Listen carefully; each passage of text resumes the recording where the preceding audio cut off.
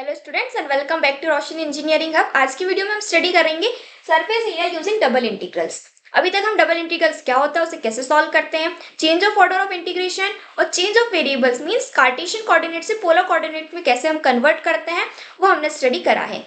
हमने double integral की application को भी देखा था, जो कि थी एरिया इनक्लोज्ड बाय कर्व्स को। अभी हमारे पास में नेक्स्ट एप्लीकेशन होती है डबल इंटीग्रल की सरफेस एरिया फाइंड करने की। हमें पता है कि सरफेस एरिया होता क्या है, ये हमने डेफिनेट इंटीग्रल में सिंगल वेरिएबल के लिए भी कैलकुलेट करा था। अब यहाँ पर हम बात करने वाले हैं टू वेरिएबल्स की, क्योंकि हमें डबल इंटीग्रल से डबल इंटीग्रल्स में हमारे पास में दो वेरिएबल्स होते हैं। यहाँ पर हमें पता है कि सरफेस एरिया जब हम किसी भी 3D सॉलिड का निकालते हैं तो वो कैसे मिलता है, किसी भी कर्व को किसी एक्सिस के अराउंड जब हम रिवॉल्व करते हैं तो हमें एक 3D सॉलिड मिलता है। और अगर वो जो 3D सॉलिड है वो अगर हमारा 2D रीजन में अगर बाउंडेड हो तो उसका अगर हमें सरफेस एरिया फाइंड करना हो तो वो हम करते हैं डबल इंटीग्रल की हेल्प से। ठीक है, तो हम पहले देखते हैं कि सरफेस एरिया का फॉर्मूला क्या होता है। अगर हमारे पास में कोई सा भी एक, ठीक है, ये हमारे पास में एक क्या है, फंक्शन है। ठीक है, अगर इसका हमें सरफेस एरिया फाइंड करना हो तो उसके लिए हमारे पास में फॉर्मूला होता है double integrate under root 1 plus del z upon del x का whole square plus del z upon del y का whole square dx and dy। ये हमारे पास में रेंज होती है। ठीक है, ये हमारे पास में क्या है, सरफेस का फंक्शन है। सरफेस का फंक्शन है मींस जो हमारे पास में सरफेस हमें गिवन है उस सरफेस का क्या फंक्शन होता है, जिसके लिए हमें क्या फाइंड करना है, हमारा सरफेस एरिया फाइंड करना है। तो ये हमारे पास में वो सरफेस की इक्वेशन गिवन है। ठीक है, अब इसका सरफेस एरिया हम कैसे फाइंड करेंगे, देखो आर क्या है यहाँ पर, ये हमारे पास में रीजन होता है इन एक्स वाई प्लेन। ठीक है, एक्स वाई प्लेन, क्योंकि हमें पता है डबल इंटीग्रल का में होता है 2D रीजन में होता है, 2D रीजन में हमारे पास में एक्स वाई प्लेन होता है। ठीक है, तो ये जो आर है यहाँ पर हमारे पास में रीजन होता है एक्स वाई प्लेन में। ये हमारे पास में क्या है, जैसे अगर हमारे पास में यहाँ पर dx है तो ये हमारे पास में x की लिमिट होगी, बाद में हमारे पास में dy है तो ये हमारे पास में y की लिमिट होगी, y की लिमिट होगी। ठीक है, अब ये जो जो है ये हमारे पास में क्या है, ये दोनों हमारे पास में पार्शियल डेरिवेटिव्स है। ठीक है, अभी हमारे पास में जो फंक्शन गिवन है z equals to f of x y, इससे हम क्या करेंगे, दोनों पार्शियल डेरिवेटिव को कैलकुलेट कर लेंगे।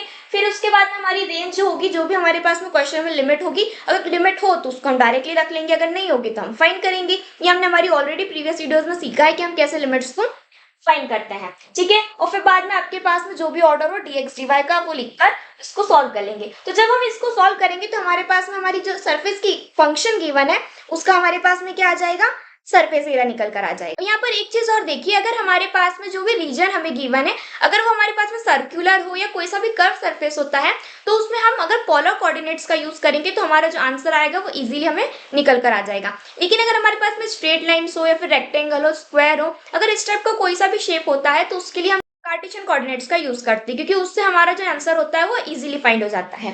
ठीक है, देखो यहाँ पर लिख भी लेते हैं, अगर हमारे पास में सर्कुलर रीजन हो या सर्कुलर रीजन हो या फिर कोई पैराबोला हो, कुछ भी हो अगर, ठीक है, कर्व्ड शेप हो, इस कर्व्ड शेप लिख लेते हैं, तो उसमें हम कौन सी फाइंड करते हैं, हम उसके लिए पोलर कोऑर्डिनेट्स का यूज करेंगे। अब पोलर कोऑर्डिनेट्स क्या होते हैं ये ऑलरेडी हमने हमारी प्रीवियस वीडियो में स्टडी करा है, आप वाली वीडियो को देख लेंगे तो आपको अच्छे से समझ में आ जाएगा।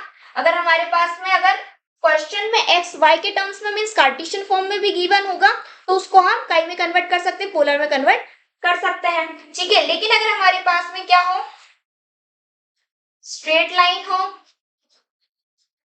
स्क्वायर हो या रेक्टेंगल हो या फिर इस टाइप का कोई सा भी अगर हमारे पास में शेप होगा तो उसको हम कैसे फाइंड करेंगे, उसमें हम कार्टेशियन कोऑर्डिनेट्स का यूज करेंगे तो हमें आसानी से हमारा जो आंसर होगा वो मिल जाएगा। ठीक है, क्लियर हुआ इतना, इसको नोट डाउन कर लो। दोनों ही कोऑर्डिनेट्स के बेसिस पर एक एक एग्जांपल को सॉल्व कर लेते हैं जिससे हमारा जो कंसेप्ट है वो हमें क्लियर हो जाए। ना फर्स्ट एग्जांपल, फाइंड द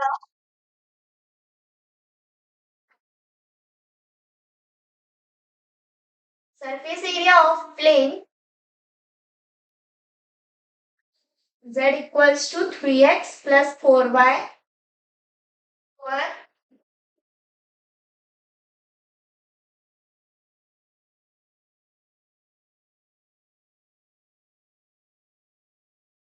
अब ये हमारे पास में एक क्वेश्चन है जिसमें हमें क्या करना है, सरफेस एरिया को फाइंड करना है। हमें प्लेन की इक्वेशन दे रखी है और इसमें हमारे पास में क्या गिवन है, हमें रेंज भी दे रखी है एक्स की और वाई की। अब यहाँ पर हम चेक करते हैं कि हमें यहाँ पर कार्टेशियन कोऑर्डिनेट्स यूज करें या पोलर कोऑर्डिनेट्स यूज करें। देखो यहाँ पर हमें क्या गिवन है, प्लेन दे रखा है, ठीक है, प्लेन की इक्वेशन दे रखी है। तो उसके बाद में हमें जो इक्वेशन के लिए जो हमारे पास में रेंज है वो भी काइंड में एक्स और वाई में गिवन है। तो हम एक काम करते हैं, यहाँ पर कार्टेशियन कोऑर्डिनेट्स का यूज करेंगे तो हमारा आंसर इजीली आ जाएगा। क्योंकि अगर यहाँ पर हम पोलर कोऑर्डिनेट्स का कब यूज करते हैं, जब हमें क्या गिवन हो, सर्कुलर शेप गिवन हो या फिर कर्व सरफेस गिवन हो, तो हम यूज करते हैं। यहाँ पर हमारे पास में प्लेन है, ठीक है, तो हम यहाँ पर कार्टेशियन कोऑर्डिनेट्स का यूज कर लेते हैं। तो z equals to 3x plus 4y है। जो हमारा फॉर्मूला है उसके लिए हमें क्या चाहिए, पार्शियल डेरिवेटिव्स चाहिए। तो हम पहले पार्शियल डेरिवेटिव्स को कैलकुलेट कर लेते हैं। तो हमारा del z upon del x क्या होगा, तो हमें x के रिस्पेक्ट में क्या करना है, डिफरेंशिएट करना है। तो इसको हम अगर करेंगे तो 3 हमारे पास में क्या हो जाएगा, 1 हो जाएगा। तो हमारे पास में सिर्फ यहाँ पर 3 बचेगा और y हमारे पास में क्या होगा, कांस्टेंट, तो उसको हम रहने देते हैं। Now del z upon del y के रिस्पेक्ट में अगर डिफरेंशिएट करेंगे तो ये क्या हो जाएगा, ये हमारे पास में कांस्टेंट होगा। तो यहाँ पर हमारे पास क्या बचेगा, सिर्फ 4 बचेगा, ठीक है। ये हमारे पास में पार्शियल डेरिवेटिव्स आ गए हैं। अब हमारा जो फॉर्मूला है वो हम लिखते हैं, surface area is equals to double integrate root 1 plus, यहाँ पर क्या है, del z upon del x 3 है, तो 3 का स्क्वायर प्लस 4 का स्क्वायर। नाउ अब यहाँ पर हम लिमिट को पहले इसी को रख लेते हैं x को, फिर उसके बाद हम y को रख लेते हैं। 0 से 1 है और यहाँ पर हमारे पास में 0 से 2 है। यहाँ पर हमने कौन सी लिमिट ली है, अंदर y की ली है, तो यहाँ पर हम dy लिखेंगे। बाहर हमने x की ली है तो यहाँ पर हम dx लिखेंगे, ठीक है, क्लियर इतना। नाउ अब इसको सॉल्व करेंगे तो पहले हम इतने पार्ट को सॉल्व करेंगे, अंदर वाले को, ठीक है। तो ये क्या हो जाएगा, वैल्यूज को हम सॉल्व कर लेते हैं, सिंप्लीफाई कर लेते हैं। तो ये क्या हो जाएगा, 1 प्लस 3 का स्क्वायर क्या हो जाएगा, 9 plus 16 dy dx। Surface area is equals to integrate 0 to 1 0 to 2 क्या हो जाएगा, 9 प्लस 1 इज 10 एंड 16 इज 26, ठीक है, dy एंड dx।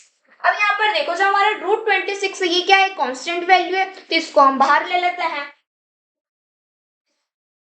अब यहाँ से अगर हम 26 को बाहर ले लेंगे तो ये क्या हो जाएगा, root 26 integrate 0 to 1 integrate 0 to 2 dy and dx। Surface area is equals to root 26। अब यहाँ पर हम y के रिस्पेक्ट में इंटीग्रेट करेंगे तो 1 का होगा, तो क्या हो जाएगा, y इंटीग्रेट 0 टू 1 y, और रेंज हमारी है 0 से 2 की dx। Now surface area is equals to root 26 integrate 0 to 1, ये क्या हो जाएगा, 2 माइनस 0, तो यहाँ पर 2 बचेगा, 2 को हम बाहर ले लेते हैं। तो ये हो जाएगा 2 root 26 integrate 0 to 1 dx। Now surface area is equals to root 26, x का डिफरेंशिएट करेंगे तो ये हो जाएगा 1 का डिफरेंशिएट करेंगे x के रिस्पेक्ट में तो वो x होगा। नाउ 1 एंड 0, तो यहाँ से हमारे पास में सरफेस एरिया क्या आएगा, देखो 2 रूट 26 1 माइनस 0, सरफेस एरिया हमारे पास में फाइनली क्या आ रहा है, 2 रूट 26, ठीक है। ये हमारे पास में हमारा फाइनल आंसर आ गया। इस प्लेन का जो सरफेस एरिया आएगा वो क्या आएगा, 2 रूट 26, ठीक है, इजी है, इसको नोट डाउन कर लो। नाउ अब नेक्स्ट एग्जांपल है हमारे पास, find the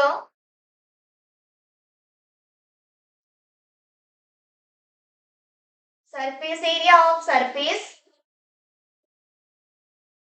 z is equals to x square plus y square over the region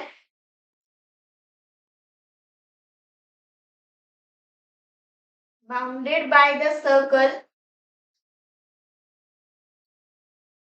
square plus y square less than equal to 1। ठीक है, अब ये हमारे पास में एक क्वेश्चन है जिसमें हमें सरफेस एरिया फाइंड करना है। सरफेस की इक्वेशन हमें दे रखी है z equals to x square plus y square, जो कि हमारे पास में किस पर बाउंडेड है, सर्कल पर है। ठीक है, अब सर्कल है, यहाँ पर कर्व्ड सरफेस आ गया, तो कर्व्ड है तो हम इसके लिए काय का यूज करेंगे, पोलर कोऑर्डिनेट्स का यूज करेंगे, क्योंकि यहाँ पर हम कार्टेशियन से भी फाइंड कर सकते हैं, बट वो थोड़ा सा लेंथी भी हो जाएगा और थोड़ा सा टफ पड़ेगा। अगर आप पोलर कोऑर्डिनेट से यूज करेंगे तो ये आपको इजीली आंसर आ जाएगा। ठीक है, z equals to x square plus y square. अब इसका हम पार्शियल डेरिवेटिव कैलकुलेट कर लेते हैं। पार्शियल डेरिवेटिव क्या होगा, del z upon del x की वैल्यू हमारे पास क्या आएगी 2x, और del z upon del y की वैल्यू क्या आएगी 2y। ठीक है, क्लियर इतना। अब सरफेस एरिया का हमारे पास में फॉर्मूला क्या होता है, surface area is equals to double integrate root 1 plus यहाँ पर 2x का स्क्वायर प्लस 2y का स्क्वायर। यहाँ पर देखो हमारे पास में सर्कल पर बाउंडेड है तो कर्व सरफेस है, तो हम यहाँ पर क्या यूज कर रहे हैं, पोलर कोऑर्डिनेट्स को यूज करेंगे। अब पोलर कोऑर्डिनेट्स में हमने क्या देखा है, dx dy है dy dx हो। ठीक है, यहाँ पर हमारे पास में देखो कार्टेशियन है, तो कार्टेशियन को हम काय में कन्वर्ट कर रहे हैं, पोलर में कन्वर्ट कर रहे हैं। पोलर में कन्वर्ट करते हो dx dy है dy dx हो, वो काय में कन्वर्ट होता है r dr d थीटा में। तो यहाँ पर हमारे पास में क्या आ जाएगा r dr और d थीटा। ठीक है, अब यहाँ पर हमें क्या चाहिए, रेंज चाहिए, काय की रेंज चाहिए, r की और थीटा की। वो हम कैसे फाइंड करेंगे, सबसे पहले तो हम एक काम करते हैं, इसको थोड़ा सा ग्राफ से देखते हैं। ये हमारे पास में सर्कल बन गया। ठीक है, सर्कल की इक्वेशन थी, हमने सर्कल बना लिया। अब यहाँ पर हमें देखो क्वेश्चन में बोला क्या है कि ये वाला जो सरफेस की इक्वेशन है ये बाउंडेड है ओवर द सर्कल। ठीक है, मींस ये हमारे पास में क्या है, बेस पर एक सर्कल है, सर्कल हमारे पास में क्या है 2D रीजन है। ठीक है, डबल इंटीग्रल फाइंड करें तो ये 2D रीजन में होगा, तो जो सर्कल की इक्वेशन है वो हमारे पास में क्या है, 2D रीजन में है।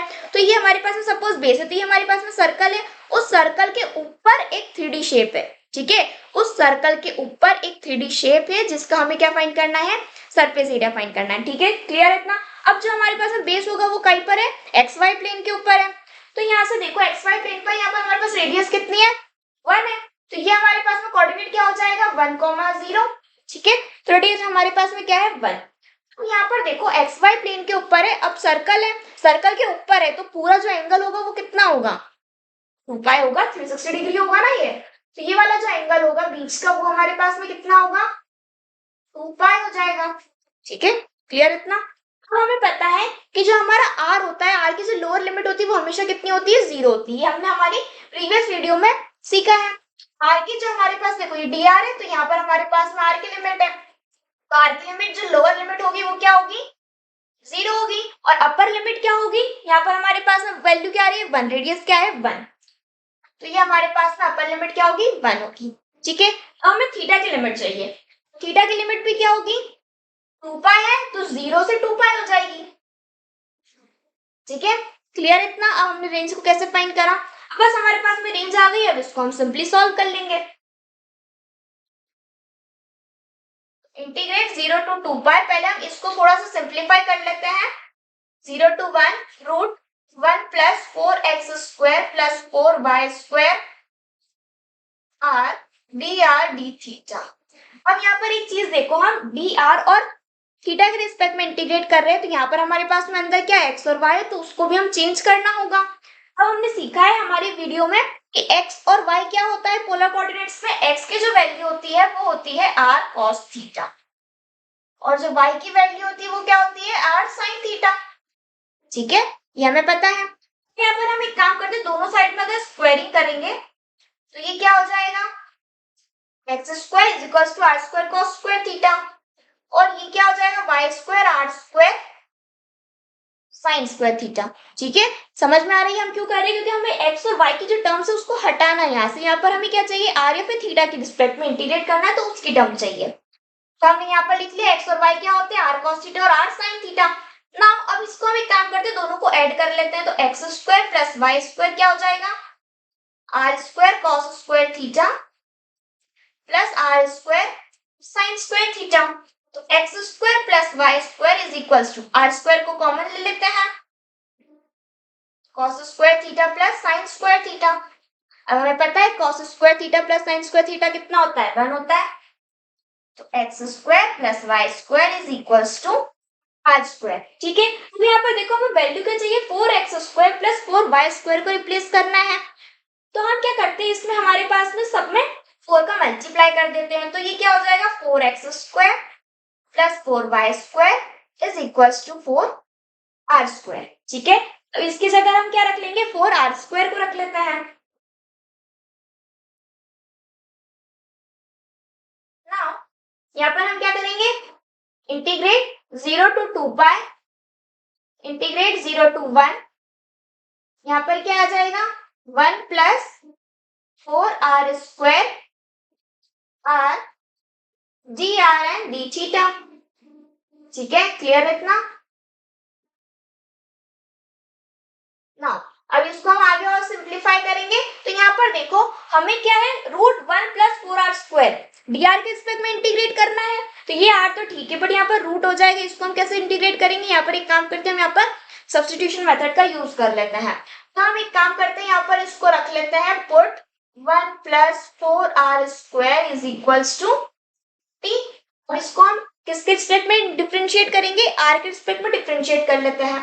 तो ये हमारे पास में 0 हो जाएगा, और ये क्या हो जाएगा, 8r is equals to dt upon dr। ठीक है, dt अपॉन dr हो गया। नाउ अब यहाँ पर हमें क्या चाहिए, r dr की वैल्यू चाहिए। तो r dr की वैल्यू अगर हम यहाँ पर लेंगे तो 8 को हम इधर साइड ले जाता है, तो ये r dr is equals to dt upon 8 हो जाएगा। ठीक है, क्लियर इतना, एनी कंफ्यूजन। नाउ अब यहाँ पर देखो हम क्या करेंगे, r के रिस्पेक्ट में इंटीग्रेट करते तो r की लिमिट लेते हैं, ये क्या हो जाएगा, dt हो जाएगा। और t के रिस्पेक्ट में इंटीग्रेट करेंगे तो लिमिट हमारी क्या की होगी, a की लिमिट होगी, तो उसको भी हम कैलकुलेट कर लेते हैं। So when r is equals to 0, limit क्या है 0 से 1 की, तो जब r की वैल्यू अगर 0 होगी तो हमारे पास में t क्या होगा, यहाँ पर हम 0 को रखेंगे तो ये 0 हो जाएगा, तो t की वैल्यू हमारे पास में क्या आ रही है, 1 आ रही है। Now when r is equals to 1, जब r 1 होगा यहाँ पर 1 रखेंगे तो 4 प्लस 1 कितना हो जाएगा, 5, तो t हमारे पास में हो जाएगा 5। ठीक है, क्लियर है इतना। ये अगर आप नहीं भी चाहो, अगर आपको t की लिमिट नहीं भी अगर कैलकुलेट करनी है तो आप क्या करोगे, यहाँ पर आप इसको सॉल्व कर लोगे, लास्ट में आप t की जो आपने सब्स्टिट्यूट करा उस वैल्यू को रख देना, तो भी आपका आंसर आ जाएगा, वो भी सेम आएगा। बट जो सही तरीका है वो यही होता है कि आप पहले अगर t के रिस्पेक्ट में इंटीग्रेट कर रहे हो तो t की लिमिट रखो, जिसके भी रिस्पेक्ट में अगर आप इंटीग्रेट कर रहे हो तो उसकी लिमिट उसके साथ में वही वेरिएबल की होनी चाहिए। ठीक है, नाउ हमारी वैल्यूज को हम रखते हैं, इंटीग्रेट 0 to 2 पाई, इंटीग्रेट 0 की जगह पर क्या आ जाएगा 1, और 1 की जगह पर क्या आ जाएगा 5। नाउ √1 प्लस 4r² कितना लिया था हमने, t, dr की वैल्यू क्या हो जाएगी, dt अपॉन 8, तो ये 1 upon 8 dt and d theta. ना और 1/8 हमारे पास में कांस्टेंट है, उसको हम बाहर ले लेते हैं, 1/8 integrate 0 to 2 pi. Now √t को अगर हम इंटीग्रेट करेंगे तो ये क्या हो जाएगा, t की पावर 1/2 है, t की पावर 1/2 को अगर इंटीग्रेट करेंगे तो ये क्या होगा, t की पावर 3/2 अपॉन 3/2, और लिमिट हमारी क्या है 1 से 5 एंड d थीटा। ठीक है, क्लियर। नाउ 1/8 इसको हम रेसिप्रोकल कर ऊपर ले जाएंगे तो ये क्या हो जाएगा 2/3, वो भी कांस्टेंट है तो उसको भी हम कितना ले लेते हैं, बाहर ही ले लेते हैं, तो ये 2/3 यहाँ पर हो जाएगा। ना इंटीग्रेट 0 to 2 पाई, यहाँ पर हम वैल्यू को रखेंगे तो ये क्या हो जाएगा 5 की पावर 3/2 माइनस 1 की पावर 3/2 डी थीटा। ठीक है, क्लियर है, समझ आया यहाँ पर क्या करा, देखो 3/2 था, इसको ऊपर लेंगे तो ये क्या हो जाएगा 2/3 हो जाएगा, उसको भी कांस्टेंट है उसको भी हमने बाहर ले लिया, फिर यहाँ पर क्या बचा t की पावर 3/2, इसके लिए हमें क्या करना है, upper limit minus lower limit करना है, तो हमने upper limit minus lower limit कर दिया। नाउ अब यहाँ से ये 1 और ये 4, तो ये क्या हो जाएगा 1/12, थीटा के रिस्पेक्ट में इंटीग्रेट करना है, तो यहाँ से देखो तो ये वाली जो टर्म है ये भी हमारी क्या है, पूरी कांस्टेंट है, तो इसको भी हम बाहर ले लेते हैं, तो ये क्या हो जाएगा 5 की पावर 3/2, 1 की पावर 3/2 क्या होता है 1 ही होता है, integrate 0 to 2 pi D theta. यहाँ पर 1 आ गया, 1 को अगर इंटीग्रेट करेंगे थीटा के रिस्पेक्ट में तो क्या आएगा, थीटा आएगा, तो हम यहाँ पर इसको डायरेक्टली लिख लेते हैं, तो ये हमारे पास क्या हो जाएगा थीटा, रेंज हमारी है 0 से 2 पाई की। नाउ 5 की पावर 3/2 माइनस 1 अपॉन 12, ये क्या हो जाएगा 2 पाई। यहाँ पर 0 है लोअर लिमिट में तो उसको हम नहीं भी लिखेंगे तो चलेगा। अब यहाँ से देखो ये कैंसिल हो जाएगा तो 1 और ये 6 हो जाएगा। ठीक है, तो हमारा जो फाइनल आंसर आएगा वो क्या आ रहा है 5/6 5 की पावर 3/2 -1। ये हमारे पास में फाइनल सरफेस एरिया आ रहा है। ठीक है, क्लियर है, इतना इजी है। यहाँ पर भी हमने क्या करा, जो हमारे पास में देखो क्या था, सर्कल था, मींस हम काय के कोऑर्डिनेट लेंगे, पोलर कोऑर्डिनेट्स लेंगे। तो हमने क्या करा, जो हमारे पास में सरफेस की इक्वेशन थी उसके लिए हम पहले पार्शियल डेरिवेटिव्स को कैलकुलेट कर लिया, हमारे फॉर्मूले में रखा।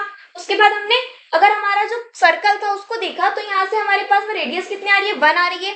तो मींस आर की एक वैल्यू हमारे पास में 1 हो गई, अपर लिमिट 1 होगी क्योंकि लोअर लिमिट हमेशा कितनी होती है 0 होती है। थीटा भी हमारे पास में यहाँ पर 2 है तो पहले तो 0 से होगा ना, लोअर लिमिट 0 हो जाएगी, देन 2 पाई। तो हमारे पास में थीटा की लिमिट क्या आ गई 0 से 2 पाई और आर की लिमिट आ गई 0 से 1 की। फिर उसके बाद में हमने क्या करा, यहाँ पर एक्स और वाई आ रहे थे। एक्स और वाई हमें पोलर कोऑर्डिनेट्स में नहीं चाहिए होते हैं, हमें कार्टेशियन के लिए चाहिए होता है। तो हमने क्या करा, आर और एक्स की जो वैल्यूज होती है उससे हमने क्या करा, इसकी वैल्यूज निकाल ली 4r²। सिंपली फिर उसके बाद हमने सब्स्टिट्यूशन मेथड का यूज करा, फिर उससे हमारा आंसर निकल कर आ गया। ठीक है, क्लियर है, तो इसको नोट डाउन कर लो।